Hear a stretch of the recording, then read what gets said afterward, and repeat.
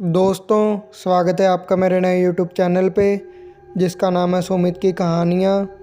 और मैं आप सबका तहे दिल से शुक्रिया अदा करता हूँ कि आप सब ने 51 सब्सक्राइबर्स करवा दिए जितना हमने एम किया था लास्ट वीडियो में।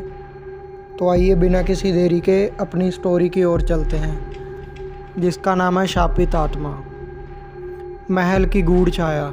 ये कहानी एक ऐसे महल की है जो अब खंडर में तब्दील हो चुका था, लेकिन उसकी दीवारों में छिपे रहस्यों ने उसे अमर बना दिया। ये महल जो एक समय में भव्य था, एक रहस्य को अपने भीतर समेटे हुए था। काल दर्शन। यह श्रापित आईना महल के एक कक्ष में रखा हुआ था, जिसे गांव वाले शापित आईना के नाम से जानते थे। महल की दीवारों पर खड़ा हुआ ये आईना अपनी काली और रहस्यमयी सतह के साथ हर किसी को अपनी ओर आकर्षित करता था, लेकिन कोई भी उस तक जाने की हिम्मत नहीं करता था।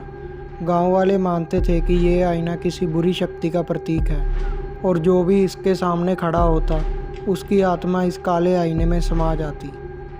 कई सालों तक कोई भी उस आईने को देखने का साहस नहीं करता था और महल धीरे धीरे उजाड़ हो गया। लेकिन फिर एक दिन अर्जुन नामक एक युवा इतिहासकार ने महल और कालदर्पण के बारे में सुना। अर्जुन के लिए यह रहस्यमय एक चुनौती से कम नहीं था। वह एक ऐसे व्यक्ति थे जो इतिहास और पुरानी सामग्रियों में गहरी रुचि रखते थे। उनके मन में ये सवाल था कि क्या ये केवल एक अफवाह है या इसके पीछे कोई वास्तविकता भी है। अर्जुन ने तय किया कि वह महल का दौरा करेंगे और इस रहस्य को पता लगाएंगे। उन्होंने अपने साथ कुछ आवश्यक सामान लिया और महल की ओर निकल पड़े। जैसे ही वे महल के पास पहुँचे, उन्होंने देखा कि ये जगह वीरान हो चुकी थी।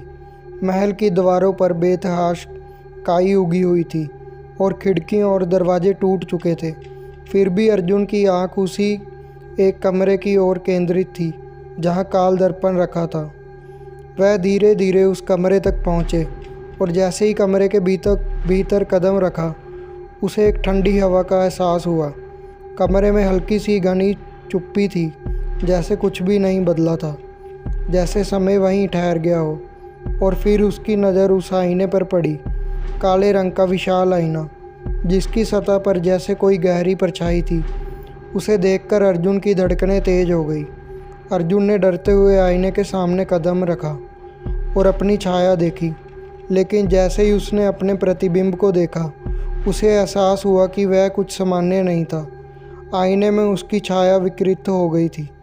उसकी आंखों में एक अजीब सी भव्य आत्मा थी। उसका चेहरा काला हो गया था और उसकी छाया के साथ एक रहस्यमय अंधेरे तैर रहा था। उसे यह समझने में देर नहीं लगी कि वह सिर्फ एक आईना नहीं है, ये एक काले तंत्र का हिस्सा है जो किसी और दुनिया से जुड़ा हुआ है। उसने जल्दी से पीछे मुड़ने की कोशिश की, लेकिन उसके पैर मानो जकड़ गए थे।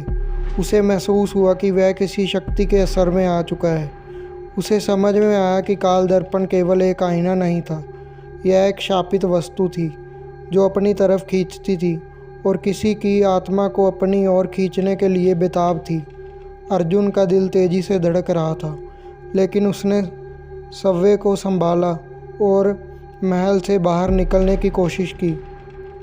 वह महल के बाहर निकला और महसूस किया कि जैसे ही वह आईने से दूर हो रहा था, उसे हल्का सा राहत का अनुभव हुआ। लेकिन उसकी आंखों के सामने वह विकृत छाया अब भी घूम रही थी। अर्जुन जानता था कि वह शापित आईने के रहस्य को सुलझाए बिना चैन से नहीं रह सकता था। अब उसका उद्देश्य था काल दर्पण के इतिहास को जानना और इस शाप को तोड़ना। आईने का इतिहास और तंत्र। अर्जुन का मन अब इस रहस्य के पीछे पूरी तरह से बसा हुआ था। वह जानता था कि काल दर्पण सिर्फ एक साधारण आईना नहीं था, बल्कि यह किसी प्राचीन तंत्र का हिस्सा था। उसकी खोज ने उसे पुराने ग्रंथों और तांत्रिकों के कक्षों तक पहुंचाया। एक दिन उसने एक पुराने विद्वान से मुलाकात की, जिसने उसे काल दर्पण के बारे में कुछ महत्वपूर्ण जानकारी दी। विद्वान ने बताया कि यह आईना वास्तव में किसी सम्राट के आदेश पर तैयार किया गया था।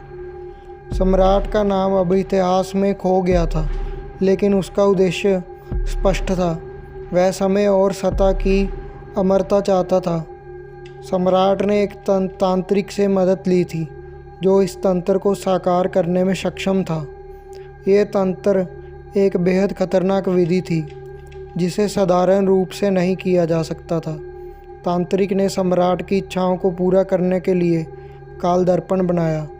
ये आईना एक तरह से आत्मा के परिदृश्य को देखने का माध्यम था, लेकिन इसके प्रभाव के बारे में किसी को भी पता नहीं था। सम्राट की आत्मा को अमर करने के लिए तांत्रिक ने इसे एक शापित तंत्र में बदल दिया, लेकिन तंत्र में कुछ गड़बड़ी हो गई और इसके कारण तांत्रिक की आत्मा इस आईने में बंध गई। अब यह आईना न केवल एक तंत्र का हिस्सा था, बल्कि एक कैद स्थान भी बन गया था जहां अनगिनत आत्माएं फंसी हुई थी। इस जानकारी के बाद अर्जुन को यह समझ में आया कि काल दर्पण को तोड़ने के लिए उसे इस तंत्र की पूरी गहराई को समझना होगा। उसे यह भी समझना था कि इस आईने की शक्ति केवल एक तांत्रिक विधि से ख़त्म नहीं हो सकती। इसके लिए उसे कुछ ऐसा करना होगा जो किसी भी अन्य व्यक्ति के लिए संभव नहीं था। उसके सामने अब केवल एक रास्ता था और वह था इस शापित आईने के तंत्र को नष्ट करना। तो आई होप गाइज आपको ये स्टोरी अच्छी लगी होगी। तो आप लोग वीडियो को ज़्यादा से ज़्यादा शेयर करें, स्टोरी को लाइक करें और कमेंट में हमें बताएं कि आपको ये स्टोरी कैसी लगी। और हमारे चैनल को सब्सक्राइब करके बेल आइकन को दबा लें। एम करते हैं अब 70 सब्सक्राइबर्स का। धन्यवाद दोस्तों।